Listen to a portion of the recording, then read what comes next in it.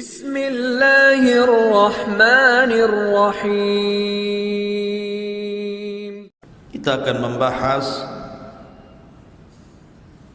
satu nabi yang Allah Subhanahu wa taala utus.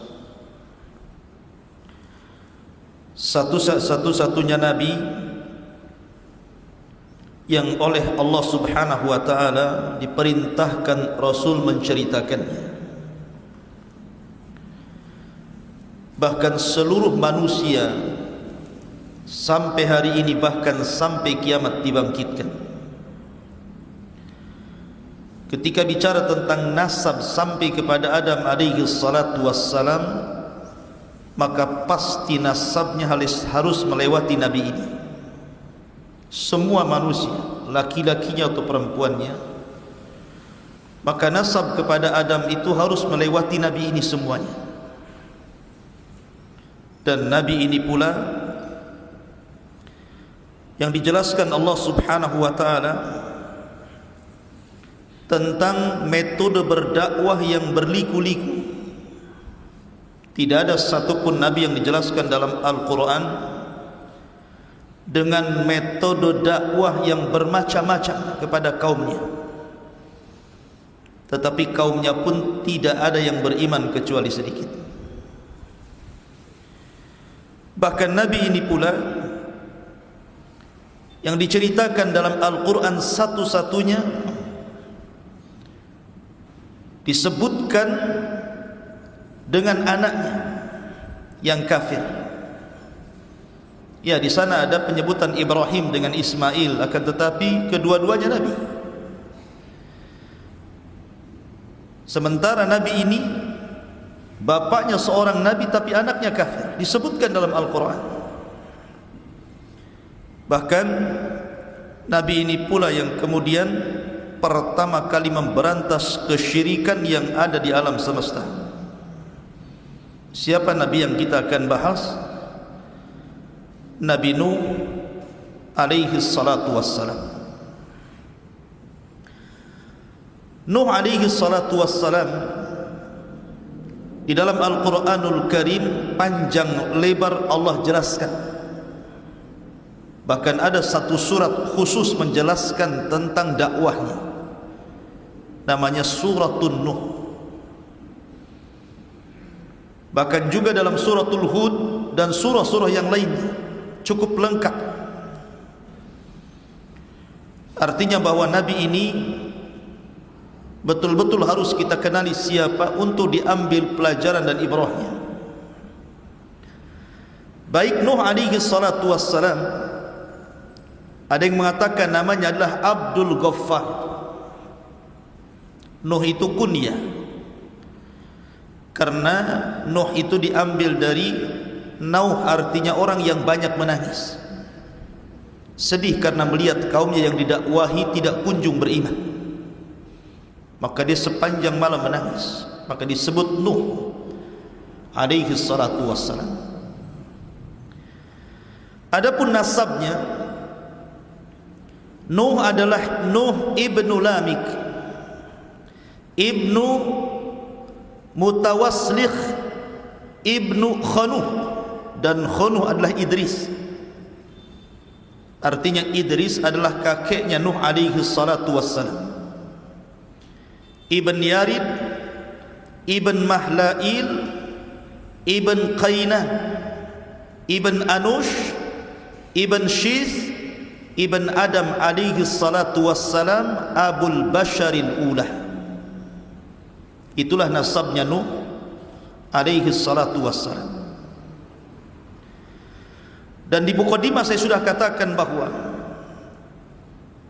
seluruh manusia sepeninggal Nuh, di zaman orang-orang sebelum Nuh dan juga di zaman Nuh alaihi salatu wassalam yang terkena azab, ketika itu tidak tersisa dalam perahu kecuali Nuh dan beberapa orang anak serta cucu dan menantu-menantunya saja.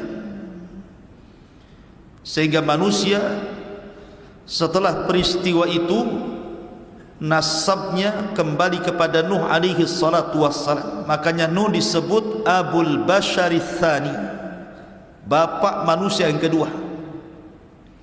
Karena nasab kita semua sampai kepada Nuh. Antum juga Habib, tetapi keturunan Nuh, walaupun pesek. Ma'asyiral muslimin yang dimuliakan Allah Subhanahu wa taala. Dan itu dijelaskan dalam surat As-Saffat. Ayat 77 Allah mengatakan wa ja'alna dzurriyyatahu humul baqin. Dan kami jadikan anak keturunan manusia itu semua turunan Nuh. Dan itu yang tersisa sampai hari ini, bahkan sampai kiamat dibangkitkan. Ada yang mengatakan Nuh alaihi salatu wassalam lahir dari wafatnya Adam alaihi salatu wassalam itu 146 tahun dari wafatnya Adam. Ada yang mengatakan 126 tahun. Ada yang mengatakan 126, ada yang mengatakan 146 tahun dari wafatnya Adam. Akan tapi berdasarkan hadis yang sahih, sebagaimana disebutkan di dalam Sahih Bukhari dari Abdullah bin Abbas radhiyallahu anhuma, kana baina Adam wa Nuh asyrata qurunin kulluhum alal Islam. Jarak antara Adam dan Nuh itu 10 abad. Satu abad itu 100 tahun, artinya 1000 tahun. Dari wafatnya Adam sampai lahirnya Nuh itu 1000 tahun. Dan semua di atas tauhid, tidak ada yang menyekutukan Allah Subhanahu wa taala. Ma'asyiral muslimin yang dimuliakan Allah Subhanahu wa taala. Dan sepakat para ulama berdasarkan hadis yang sahih tentang hadis syafaat bahwa Nuh adalah awwalur rusul, rasul yang pertama. Karena Adam adalah nabi, Syith nabi, Idris nabi, tetapi Nuh adalah rasul pertama. Kenapa? Karena Allah Subhanahu wa taala menyebutkan dalam surah Nuh, Allah mengatakan an anzir qaumaka, agar engkau memberikan peringatan kepada kaum wahai Nuh. Dan nadharah, peringatan itu karena ada sebuah penentangan terhadap Allah dan Rasulnya yang sangat besar. Makanya ketika Allah Subhanahu wa taala berfirman kepada Rasul, inna arsalnaka basyiran wa mubasyiran wa nadhira, sesungguhnya kami mengutus anda wahai Muhammad basyirah, sebagai kabar gembira, wa mubasyiran, dan menghabar gembirakan kepada orang lain, wa nadhira, dan memberikan peringatan. Jadi ada basyir, ada nadhir. Kalau Adam alaihi salatu wassalam mubasyir, Syith mubasyir, Idris mubasyir, tetapi Nuh bukan hanya mubasyir tapi nadhira. An anzir qaumaka, disuruh memberikan peringatan, karena dia adalah rasul pertama yang memperingati manusia dari kesyirikan. Karena sebelumnya belum ada syirik. Adam diutus kepada anak-anaknya, tidak ada kesyirikan. Kemudian Syith diutus kepada saudara-saudaranya, tidak ada kesyirikan. Begitu juga Idris diutus kepada anak-anak pamannya, kerabat-kerabatnya, dan belum ada kesyirikan. Baru di zaman Nuh alaihi salatu wassalam, satu-satunya nabi yang diutus Allah untuk menyampaikan kalimat la ilaha illallah. Karena ketika orang berbuat syirik berarti melepaskan kalimat itu. Berarti orang itu harus dikembalikan kepada tauhid dan harus mengucapkan kalimat la ilaha illallah, tidak ada sesembahan yang berhak disembah kecuali Allah. Karena seruan ini hanya berlaku kepada orang-orang yang keluar dari Islam. Dan di zaman Nabi Adam, Nabi Syis atau Idris, tidak ada yang keluar dari tauhid. Ma'asyiral muslimin yang dimuliakan Allah Azza wa Jalla, maka dari sini berdasarkan hadis, fayatuna Nuhan fayaquluna ya Nuh innaka anta awwalar rusul ila ahli al-ardi. Maka manusia ketika di padang mahsyar mereka berangkat kepada Nuh untuk meminta syafaat. Kemudian setelah mereka di hadapan Nuh, manusia pun mengatakan, ya Nuh anta awwalur rusul, engkau adalah awal rasul, rasul pertama yang Allah utus ke dunia. Ishfa' lana ila rabbik, berikan syafaat untuk kami kepada Tuhan. Dari sini menunjukkan bahwa Nuh adalah awal rasul. Karena sering saya ulang-ulang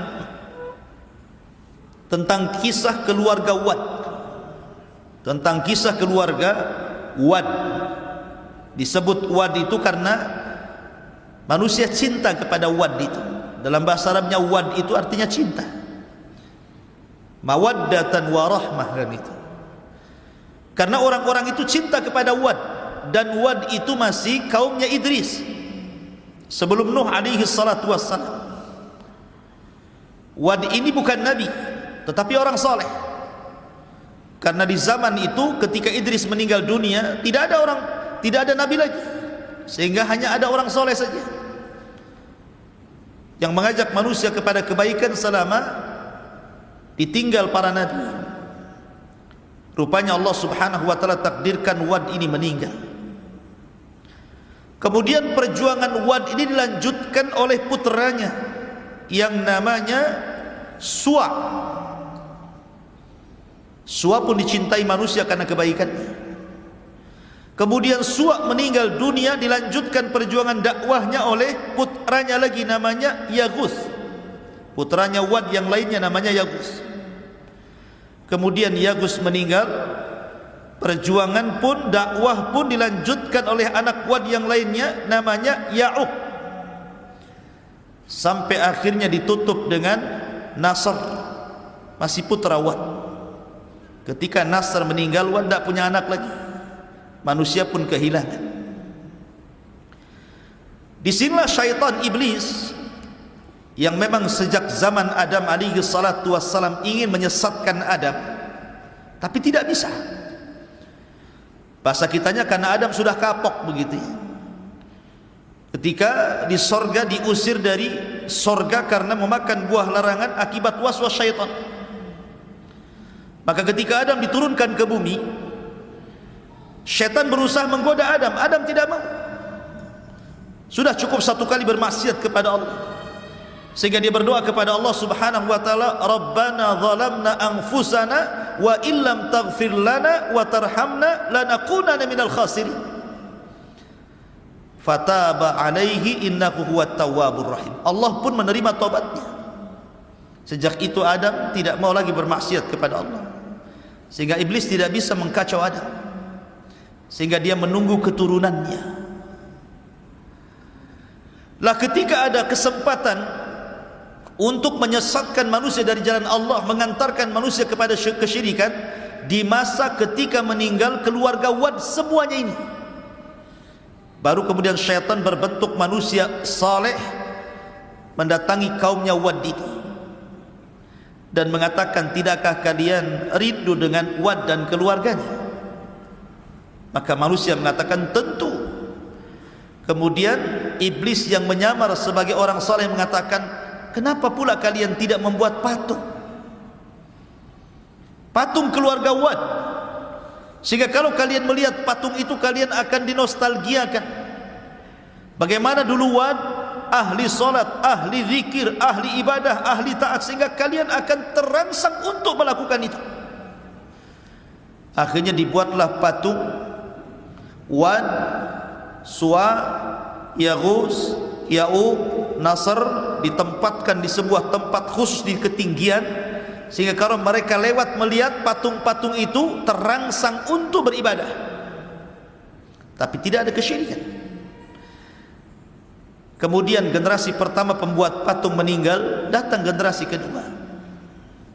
Syaitan datang lagi dan mengatakan, jauh-jauh kalian ziarah dari rumah kalian ke sini hanya untuk melihat Wad, patung-patung Wad. Kenapa kalian tidak memproduksi saja banyak-banyak? Letakkan patung itu di rumah-rumah kalian. Tak perlu lagi kalian datang kemari.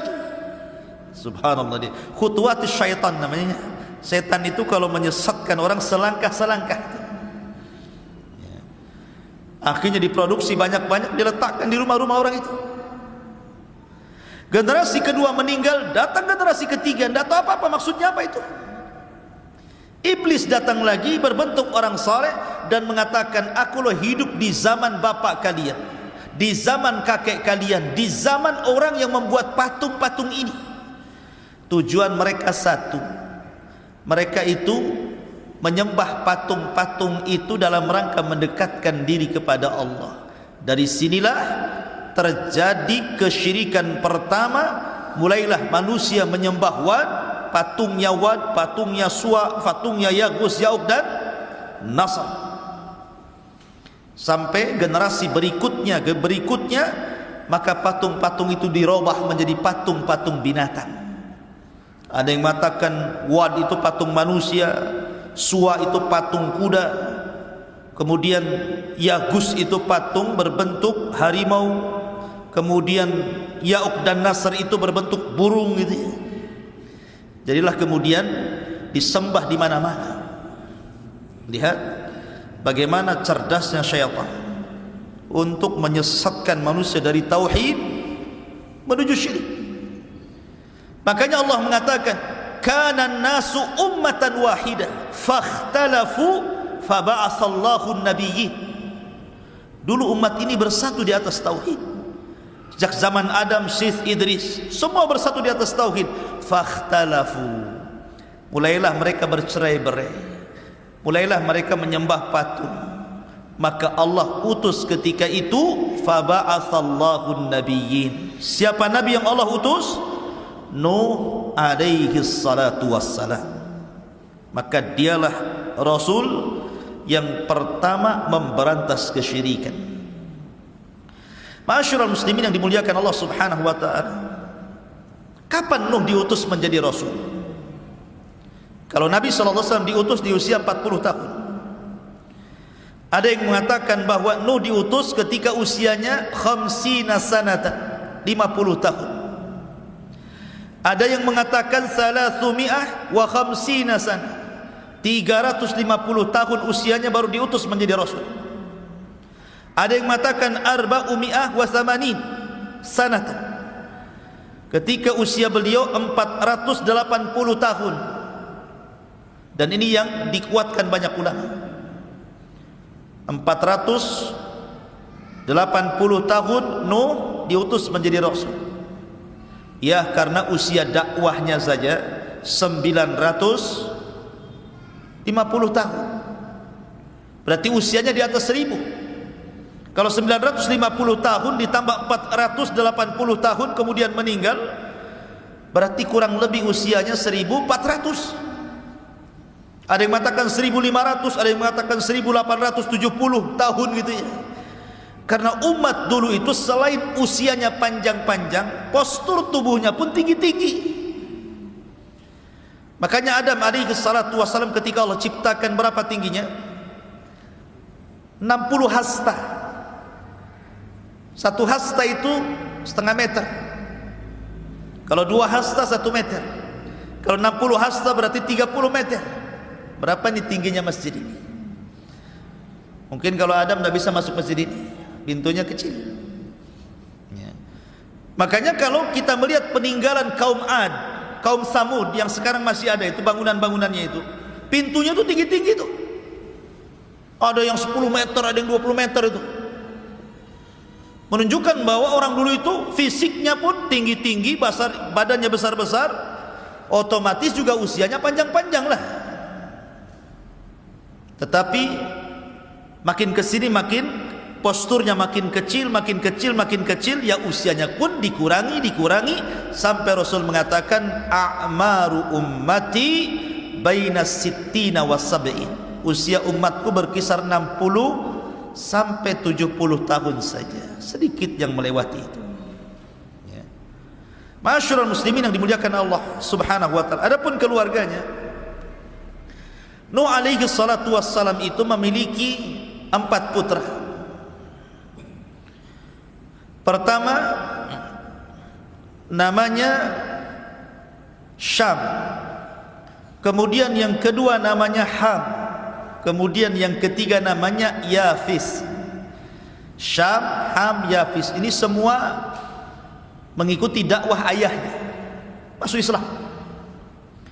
Hanya satu yang Allah Subhanahu wa ta'ala takdirkan tidak ikut ayahnya, tapi ikut agama kaumnya, namanya Kan'an. Dia tidak ikut bapaknya. Kenapa? Karena pengaruh buruk ibunya. Makanya penting mencari pasangan itu yang baik.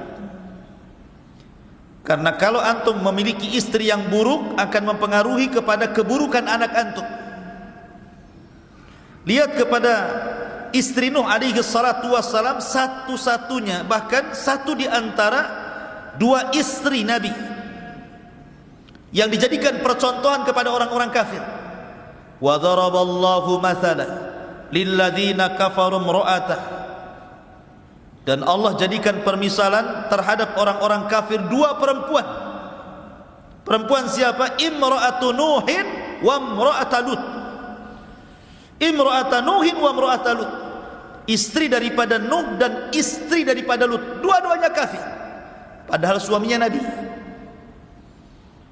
Maka karena keburukan akhlak istrinya Nuh, turun kepada Kan'an, turun kepada anaknya Kan'an, dua-duanya kufur. Subhanallah ya. Nuh diuji dengan istri dan 1 anaknya ini. Padahal Nuh sudah berusaha menyelamatkan anak loh ya. Ketika dia di atas perahu, dia lihat Kan'annya sudah lari-lari ke bukit tinggi-tinggi untuk menyelamatkan dari banjir. Nuh sudah berteriak, ya bunayyar kam ma'ana, anakku naik ke perahu, karena tidak ada yang selamat hari ini. Tapi anaknya mengatakan, sa'awi ilal jabal, hendak saya akan cari tempat yang paling tinggi. Memang sampai di mana banjir ini katanya.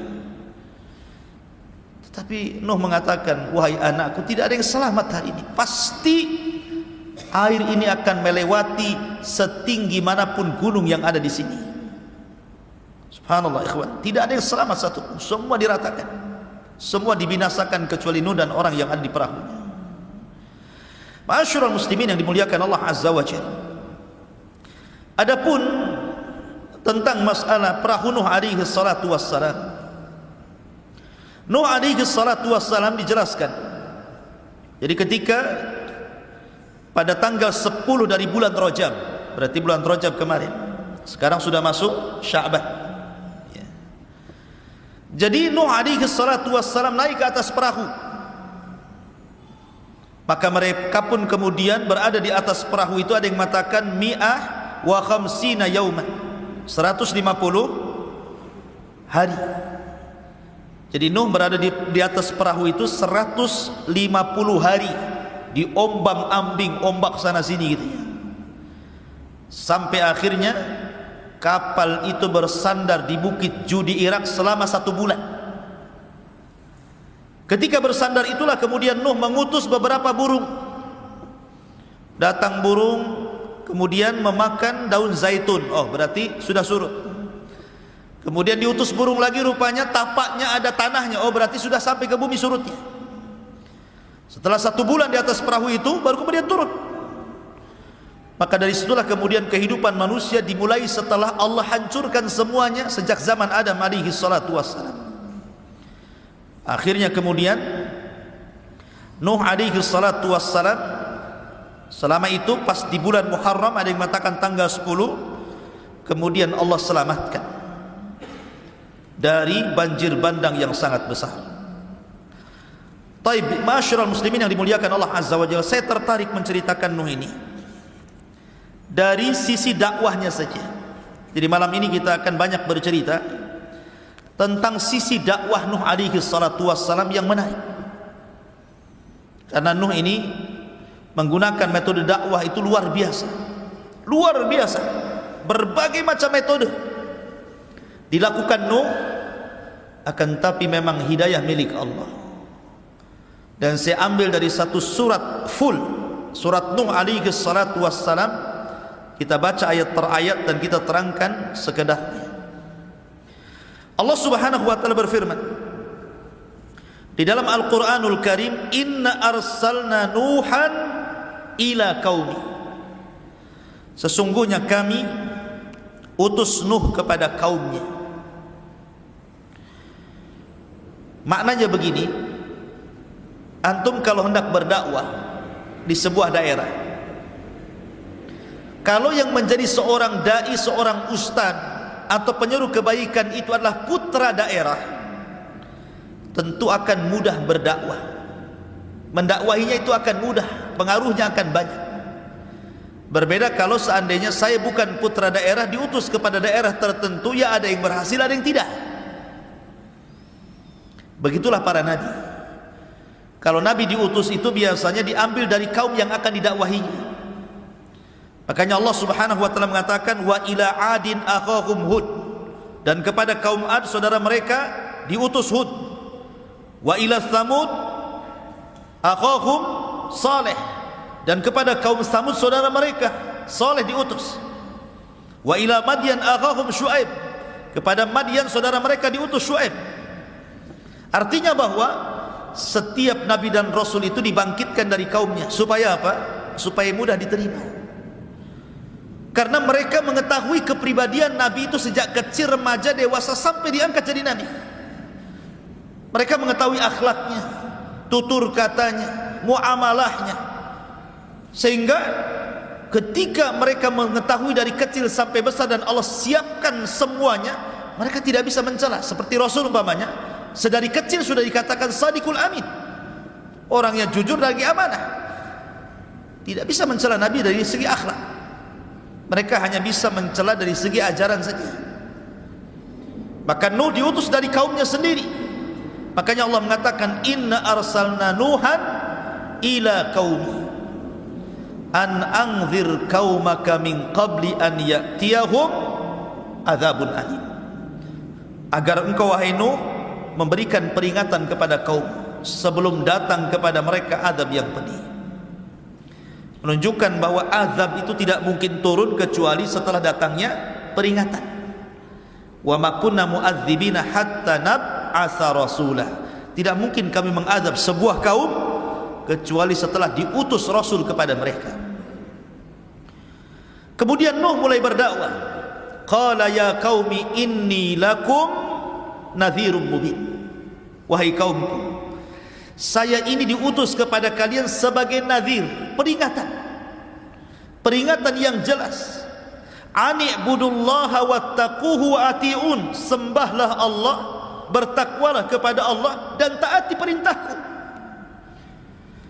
Maka kalau tiga perkara ini kalian lakukan, maka Allah akan berikan dua keistimewaan kepada kalian.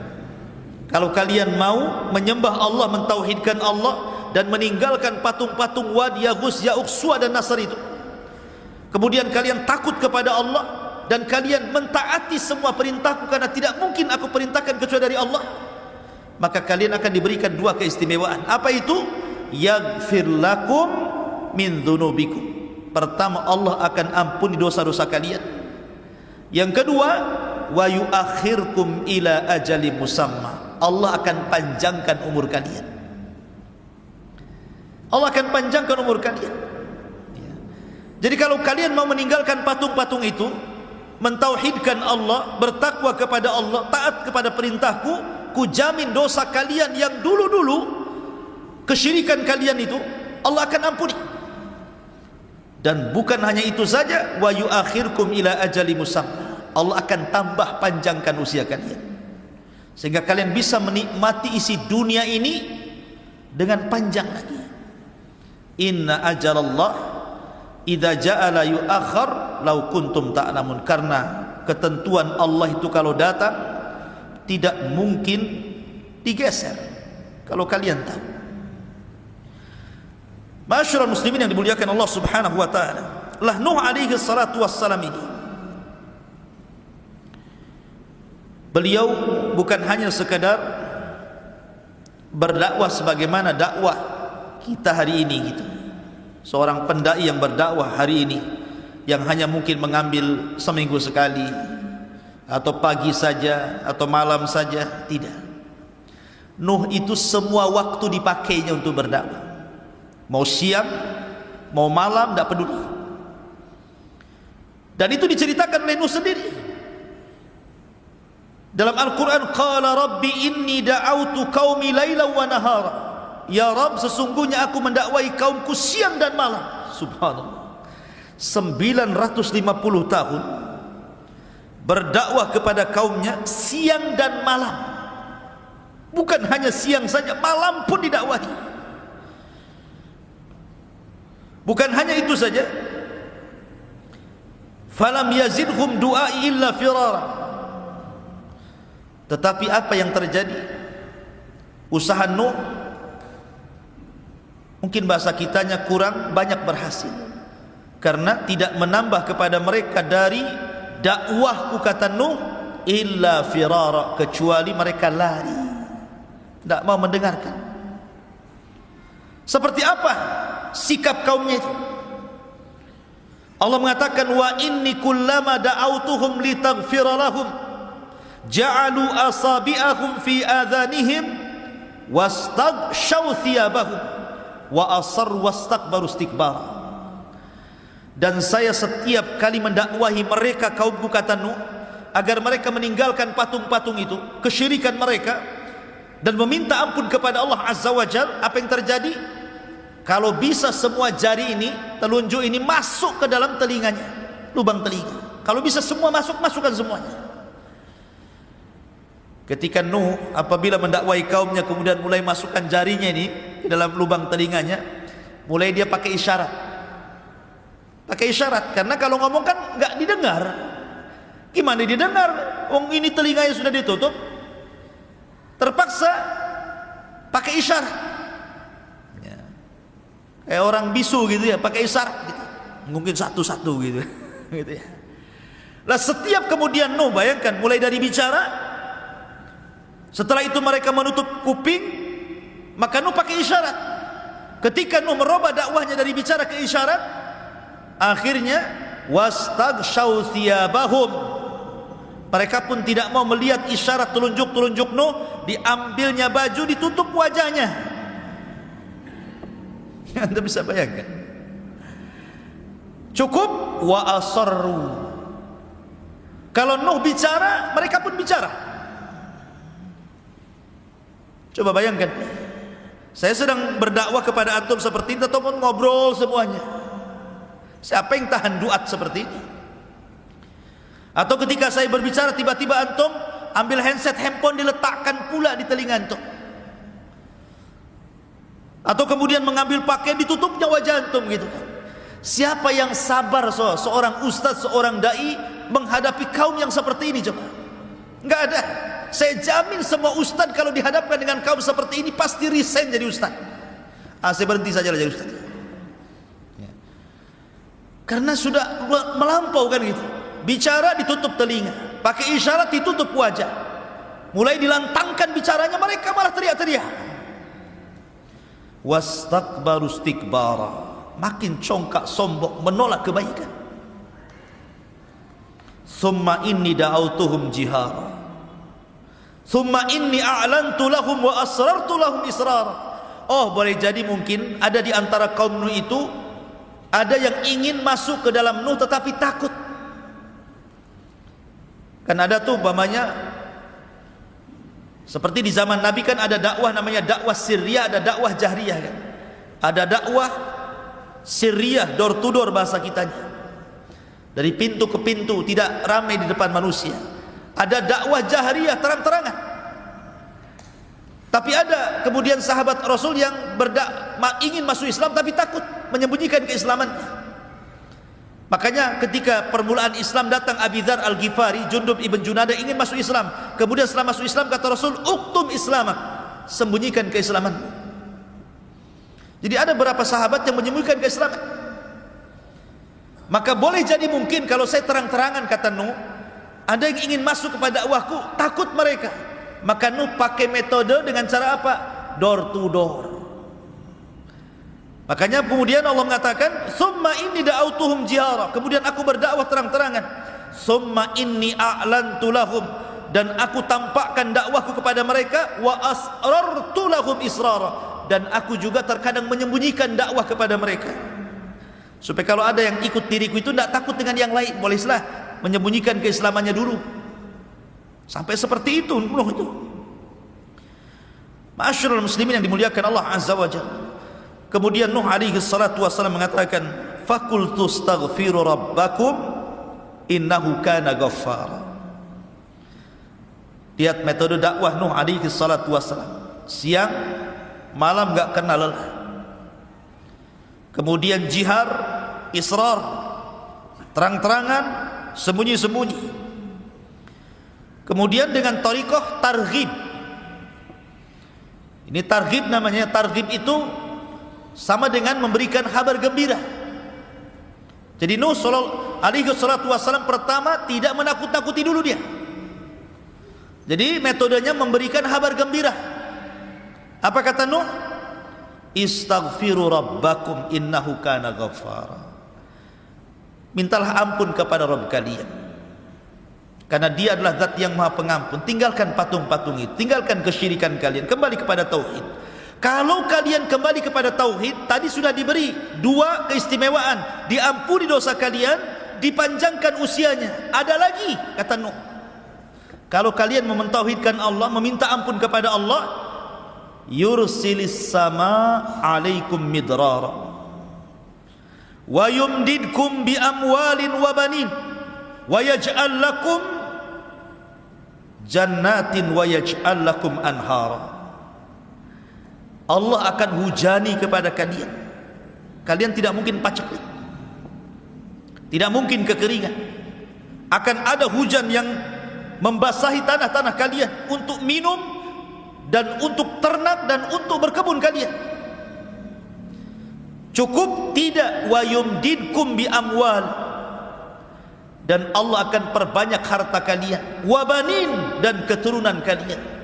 Cukup tidak juga, wa yaj'al lakum jannat, kami jadikan kalian jannah, kebun-kebun yang besar, yang rindang, yang kemudian berbuah macam-macam buah gitu ya. Wa yaj'al lakum anhar, sungai-sungai, parit-parit, lautan-lautan, semua akan mengalir untuk kalian. Lihat, Nuh menjanjikan kepada mereka banyak perkara tuh. Asal kalian tobat, beriman kepada Allah, mentauhidkan Allah, istighfar kepada Allah, Allah ampun dosa kalian, Allah akan panjangkan usia kalian, Allah berikan hujan kepada kalian, Allah perbanyak harta dan keturunan kalian, Allah suburkan kebun kalian, bahkan Allah akan berikan sungai-sungai dan air-air yang bermanfaat kepada kalian. Cukup gimana ini? Ini janji loh ya. Dikasih kabar gembira. Tetapi apa yang terjadi tetap saja, rupanya tidak mempan dengan cara diberikan kabar gembira. Sekarang berbalik nih, karena dengan cara kabar gembira tidak mempan, Nuh mulai menakut-nakuti. Allah mengatakan, malakum la tarjuna lillahi waqara, malakum la tarjuna lillahi waqara. Kenapa kalian tidak takut kepada Allah subhanahu wa ta'ala dan tidak mengagungkan? Kata Sufyan ibn Uyainah rahimahullahu ta'ala, orang yang bermaksiat kepada Allah hakikatnya dia tidak pernah takut kepada Allah dan tidak pernah mengagungkannya. Kemudian Nuh memberikan logika, karena ada orang-orang yang kalau dikasih dalil itu tidak mempan.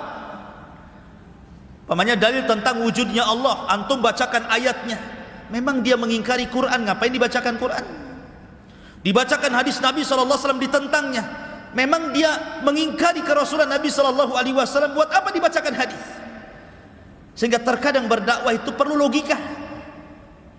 Maka Nuh menggunakan metode logika lagi dia, dan mengatakan, wa qad khalaqakum atwara, alam tara kaifa khalaqallahu sab'a samawatin tibaqa wa ja'ala al-qamara fihinna nuran wa ja'ala asy-syamsa siraja wallahu ambatakum minal ardi nabata thumma yu'idukum fiha wa yukhrijukum ikhraja wallahu ja'ala lakumul arda bisata litaskunu minha subulan fijaja.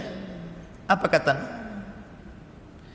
Malakum la tarjuna lillahi waqara. Kenapa kalian tidak takut kepada Allah?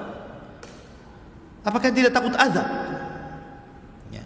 Tidakkah Allah Subhanahu wa taala telah menciptakan kalian bertingkat-tingkat, mulai daripada segumpal mani, kemudian jadi segumpal darah, kemudian jadi segumpal daging, kemudian jadi janin, ditiupkan ruh keluar ke bumi, masa kecil, masa remaja, dewasa, Allah berikan rizki banyak kepada kalian.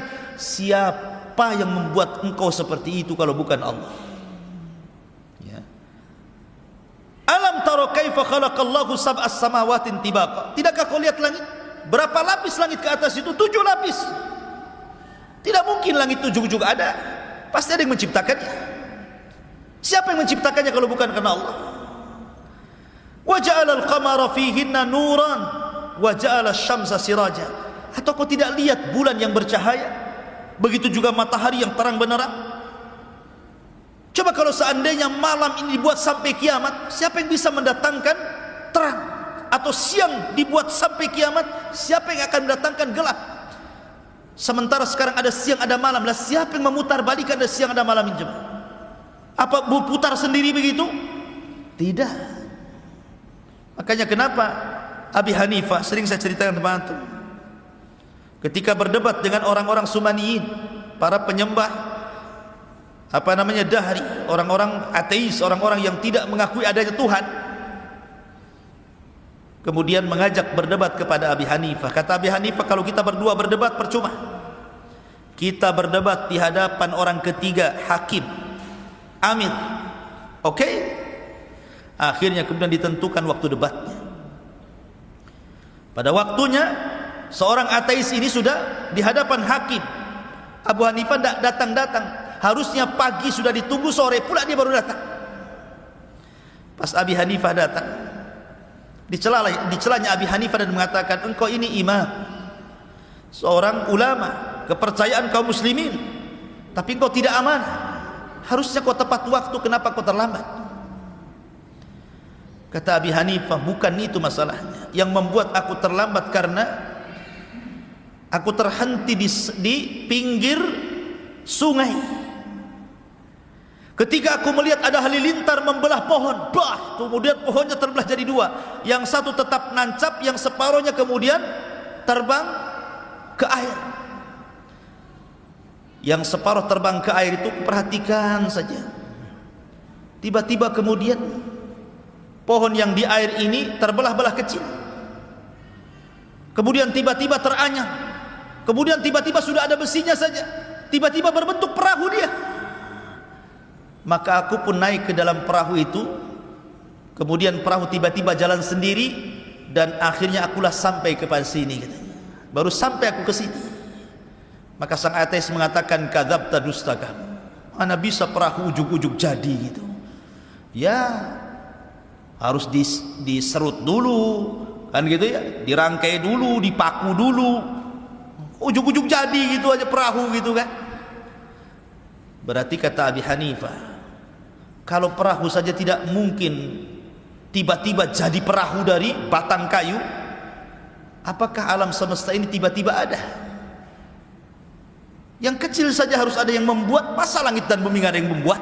Bahasanya kan seperti itu, ya kan? Masyarul muslimin yang dimuliakan Allah Azza wa Jalla, wallahu ambatakum minal ardi nabata, dan Allah yang menumbuhkan kalian dari bumi, untuk kalian dari bumi nabat, tumbuh-tumbuhan, sayur-sayuran, macam-macam. Thumma yu'idukum fiha wa yukhrijukum ikhraja. Kemudian Allah kembalikan kalian, maksudnya Allah wafatkan kalian, wa yukhrijukum ikhraja, kemudian Allah keluarkan dan bangkitkan kembali pada hari berbangkit nanti. Wallahu ja'ala lakumul arda bisata, dan Allah telah jadikan bumi ini terhampar sehingga kita bisa berjalan dengan tenang, ya. Litaskunu fiha, litaskunu minha, agar engkau bisa tinggal di bumi yang datar itu, subulan fijaja, bahkan bisa berjalan ke sana kemari. Ini namanya dalilul akli, namanya dalil akal tentang wujudnya Allah Subhanahu wa ta'ala. Karena mereka menyebutkan Allah. Maknanya begini, Nuh itu mau mengatakan seperti ini sebenarnya. Apakah yang menciptakan langit dan bumi itu Tuhan ini, Wad, Yagus, Ya'uq yang kalian sembah ini, ataukah Allah? Atau yang menumbuhkan tumbuh-tumbuhan ini patung-patung kalian, ataukah Allah? Nah, gitu maksudnya. Jadi diajak secara logika gitu ya. Tetapi memang kaumnya adalah kaum yang degil, ikhwan. Tak juga dapat hidayah. Enggak ada dapat hidayah. Sehingga Nuh alaihi salatu wassalam mengatakan, Rabbi innahum asawni wattaba'u ma lam yazidhu maluhu wa waladuhu illa khasara. Qala Nuh, berkata Nuh, ya Rabb, kaumku tidak menerima dakwahku, mereka justru bermaksiat kepadaku, dan mereka justru mengikuti orang yang memiliki harta dan anak yang tidak manfaat untuk mereka.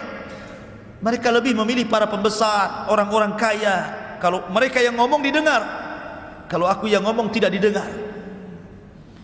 Wa makaru makran kubbar. Bahkan bukan hanya itu saja, mereka sudah buat makar, ya Rabb. Dan mereka mengatakan, la tadharunna alihatakum, jangan kalian gubris usapan si Nuh itu. Jangan kalian tinggalkan patung-patung ini, Wad, Suwa, Yagus, Ya'uq, dan juga Nasr. Wa qalu la tadarunna alihatakum wa la tadarunna waddan wa la suwa'an wa la yaghutha wa ya'uqa wa nasra. Jangan kalian dengarkan ucapan si Nuh itu. Tetap kalian harus menyembah patung-patung ini. Jangan kalian tinggalkan Wad, Suwa, Ya'uq, Nasr. Wa qad adallu katsiran wa la tazididz zalimina illa dhilala.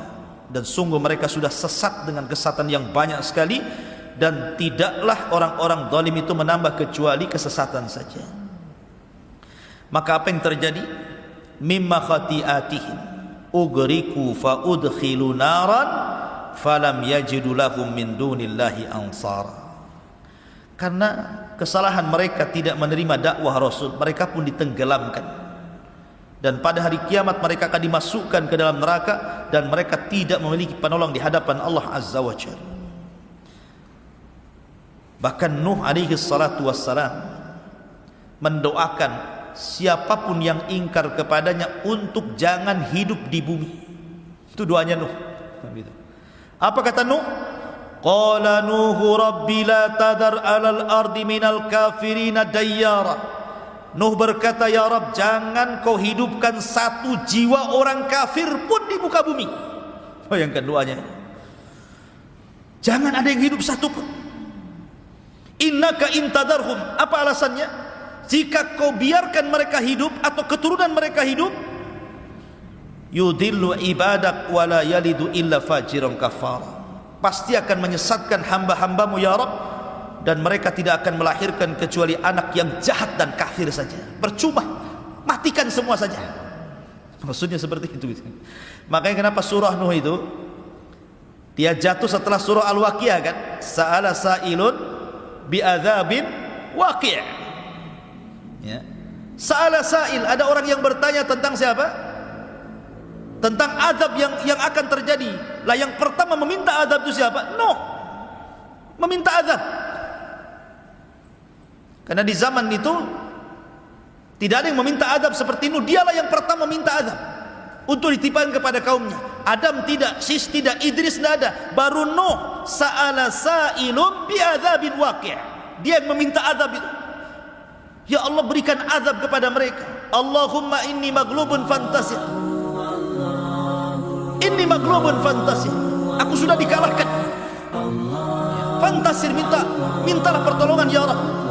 Maka Allah Subhanahu wa taala mengatakan, fa fatahna alaihi abwabas sama wa fajjarnal arda uyuna faltaqal ma ala amrin qad qudir.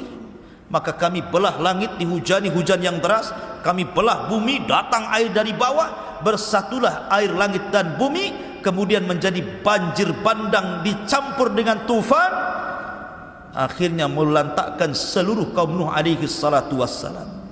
Dari situ Nuh berdoa, Rabbighfirli wali walidayya waliman dakhala baitiya mu'minan walil mu'minina wal mu'minat wala tajididz zalimina illa tabara. Ya Rabb, ampuni aku ampunilah kedua orang tuaku, dan ampunilah orang-orang yang masuk ke rumahku, baik dia mukmin laki-laki atau perempuan, dan jangan kau tambah bagi orang-orang zalim kecuali kehancuran ya Allah. Nuh, lihat bagaimana Nuh alaihi salatu wassalam, begitu hebat dakwahnya, tapi juga dengan berbagai macam metode kan, siang, malam, terang-terangan, sembunyi-sembunyi, dengan cara tafsir memberikan kabar gembira, menakut-nakuti, tetap saja kaumnya seperti itu. Makanya kemudian Allah subhanahu wa ta'ala mengabadikan kisah Nuh di banyak ayat dalam Al-Quran, bagaimana dakwahnya Nuh alaihi salatu wassalam. Ma'asyiral muslimin yang dimuliakan Allah azza wa jalla, pelajaran besar dari kisah Nuh alaihi salatu wassalam adalah bahwa hidayah itu milik Allah, bukan milik siapapun. Nabi Ibrahim alaihi salatu wassalam diuji dengan ayahnya Azar. Azar tidak masuk Islam, tidak masuk agama Ibrahim. Padahal Ibrahim itu kurang apa lembutnya dalam berdakwah, bapaknya pun menolak. Ya kan? Nuh dan Lut tidak mampu mendakwai orang yang paling dekat dengan dia, yang satu kamar setiap malam, istri mereka, bahkan anak mereka Kanaan. Kemudian Nabi Yusuf alaihi salatu wassalam tidak bisa mendakwai saudara-saudaranya, bahkan yang mencelakakan Yusuf saudara-saudaranya juga, walaupun kemudian belakangan bertobat kepada Allah azza wa jalla. Termasuk Rasul sallallahu alaihi wasallam, dari paman-pamannya yang paling mencintai Rasul siapa? Abu Talib, pun tidak bisa memberikan hidayah kepada Abu Talib. Kalau Abu Lahab ya sudahlah, memang paman yang memusuhi dia. Tapi Abu Talib yang merupakan ayah angkatnya, wa wajadaka yatiman fa'awa, kami dapati engkau Muhammad yatim, kemudian kami berikan perlindungan. Salah satu yang dikirim Allah untuk melindungi Rasul setelah dari pangkuan kakeknya Abdul Muttalib adalah Abu Talib, sampai diangkatnya jadi Nabi dan Rasul, sampai menikah dengan Khadijah. Tahu akhlaknya Rasul Abu Talib itu. Makanya Abu Talib sangat cinta dengan Rasul. Tapi juga percuma juga kecintaan Abu Talib kepada Rasul, karena dia tidak masuk Islam. Ya. Rasul dihadapkan dengan Abu Talib, saling mencintai. Rasul mencintai Abu Talib, Abu Talib mencintai Rasul, tapi tidak menjadikan Abu Talib selamat dari neraka kan? Menunjukkan bahwa hidayah itu milik Allah. Tetapi walaupun hidayah milik Allah, ada tugas bagi kita semua, sampaikan hidayah Allah lewat hidayah kita, hidayatul irsyad. Jadi tugas kita ini menyampaikan hidayah Allah kepada mereka. Soal mereka sadar, mereka tidak sadar, itu urusan Allah. Taufik itu milik Allah azza wa jalla. Tapi jangan berhenti dari dakwah, karena terkadang orang itu diuji dari orang dekat. Diuji ibunya tidak mau sholat, diuji saudaranya tidak mau akur, diuji oleh istrinya nggak mau ibadah, diuji oleh suaminya, macam-macam orang itu ujian itu kan. Dan paling berat memang dari dalam. Makanya Nabi SAW diperintahkan Allah, wa anzir ashiratakal aqrabin, mulailah dari orang-orang dekat engkau wahai Muhammad. Ku anfusakum wa ahlikum nar, jagalah diri kalian dan keluarga kalian dari api neraka. Wallahu alam. Ini diantara kisah dakwah, liku-liku dakwah Nuh dalam memberantas kesyirikan dan mengajak manusia ke dalam tauhid. Sudah jam 9. Baik, kita buat tanya jawab sebentar. Kalau ada yang bertanya, silakan.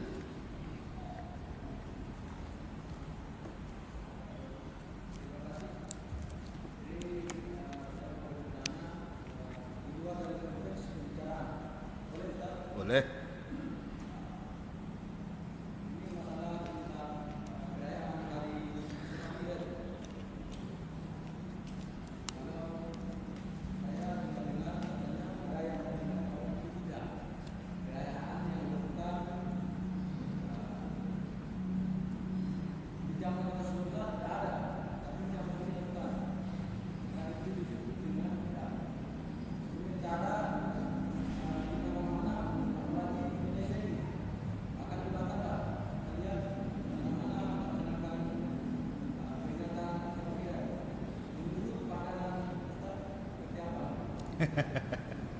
Menurut pandangan saya, pandangan Rasul. Iya. Bismillahirrahmanirrahim. Sebenarnya kalau kita mengacu kepada peristiwa Isra Mi'raj itu, tidak dijelaskan bulannya. Maksudnya tidak ada bulan yang tetap kapan peristiwa itu terjadi, apalagi tahunnya. Tahunnya justru diperselisihkan. Ada yang mengatakan 1 tahun sebelum hijrah, ada yang mengatakan 1 tahun setengah sebelum hijrah gitu ya. Allahu a'lam kapan, termasuk bulannya. Ada yang mengatakan bulan Dzulqa'dah, ada yang mengatakan bulan Rajab, ada yang mengatakan bulan Rabiul Awal. Tetapi sepakat harinya Senin, tanggalnya 12 Rabiul Awal, 12. Cuman tanggalnya itu ada yang bulannya. Jadi harinya jelas, tidak ada khilaf, Senin, tanggalnya jelas 12, tetapi bulannya ada yang mengatakan Rajab, ada yang mengatakan Dzulqa'dah, ada yang mengatakan Rabiul Awal. Dan ini yang masyhur. Masyhur ahli sejarah mengatakan bahwa Isra Mi'raj itu terjadi di bulan Rabiul Awal, bukan Rajab, bukan Dzulqa'dah. Walaupun kita tidak menafikan yang berpendapat bulan Dzulqa'dah dan bulan Rajab, tapi yang masyhur hari Senin tanggal 12 bulan Rabiul Awal. Ada yang mengatakan 1 tahun sebelum hijrah, artinya tahun ke-12 dari kenabian Rasul. Ada yang mengatakan 1 tahun setengah dari kenabian Rasul.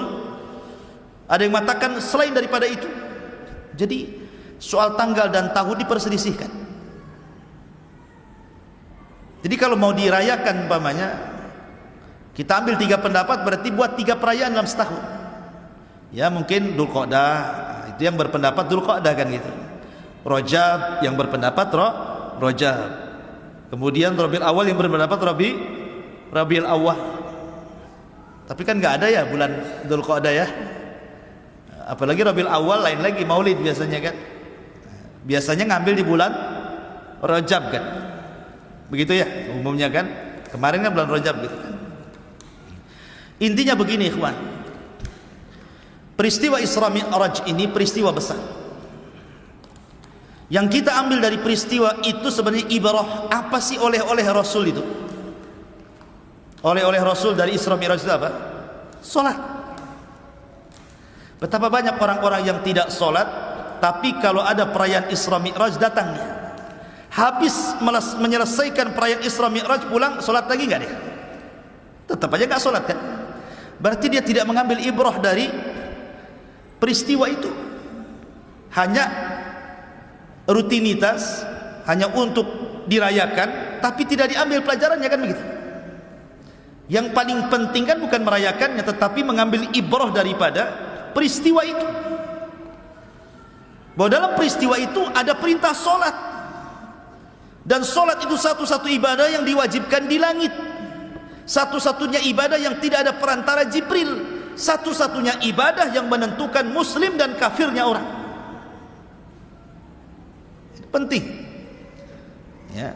Jadi yang penting itu mengambil ibrah pelajaran, apalagi peristiwa ini tercantum di dalam Al-Quran. Isra tercantum dalam surah Isra itu sendiri, Mi'raj tercantum dalam surah An-Najm. Jadi Quran menjelaskan itu, apalagi hadis-hadis Nabi kan gitu. Maka saya nasihatkan, ambillah pelajaran dari peristiwa itu, bukan membesar-besarkan masalah peringatan.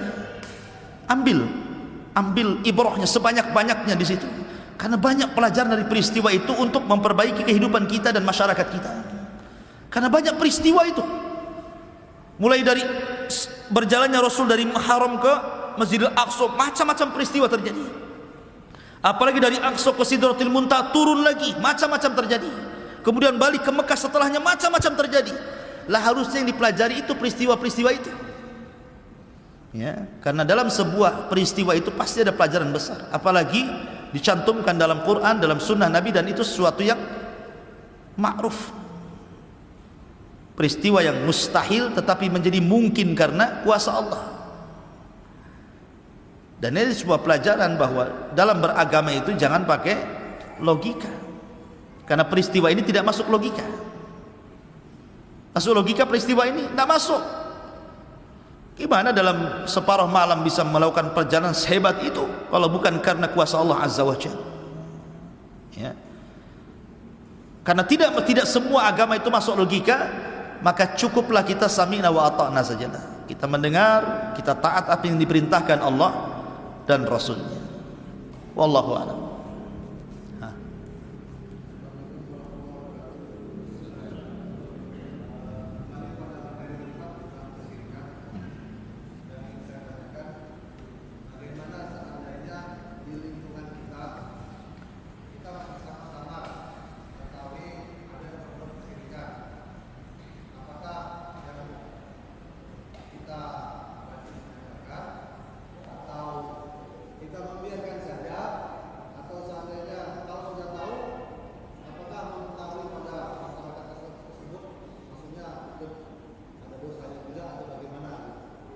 Iya.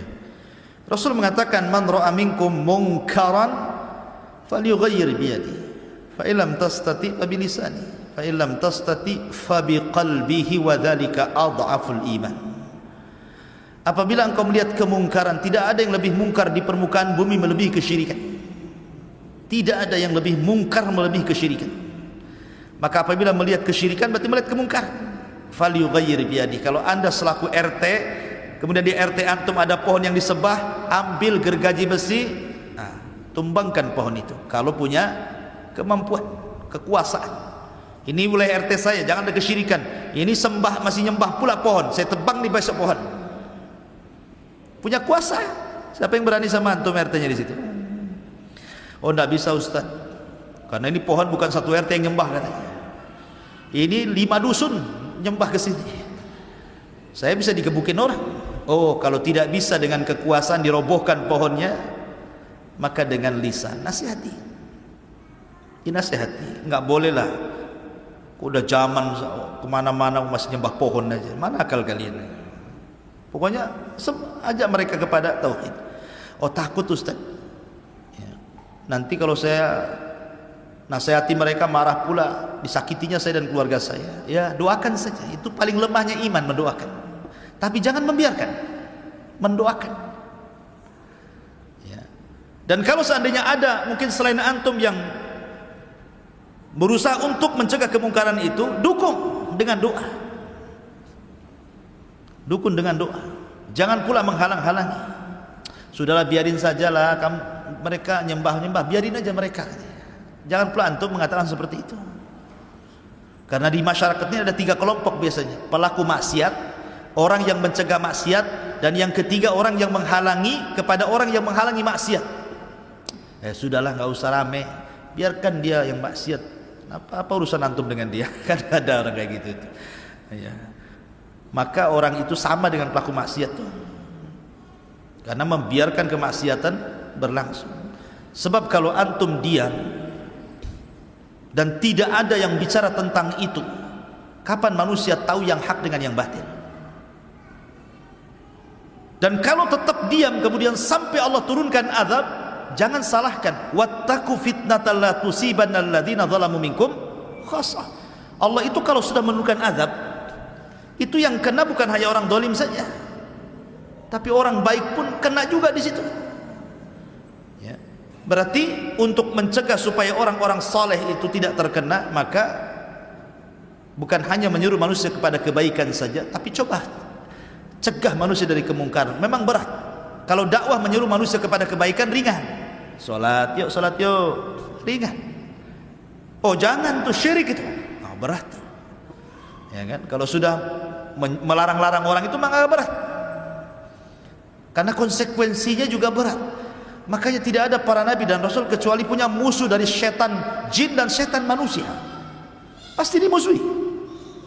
Makanya Waraqah ibn Naufal mengatakan kepada Rasul ketika berjumpa pertama dengan Jibril sehingga ketakutan akhirnya minta diselimuti Khadijah, akhirnya Khadijah membawa kepada Waraqah ibn Naufal.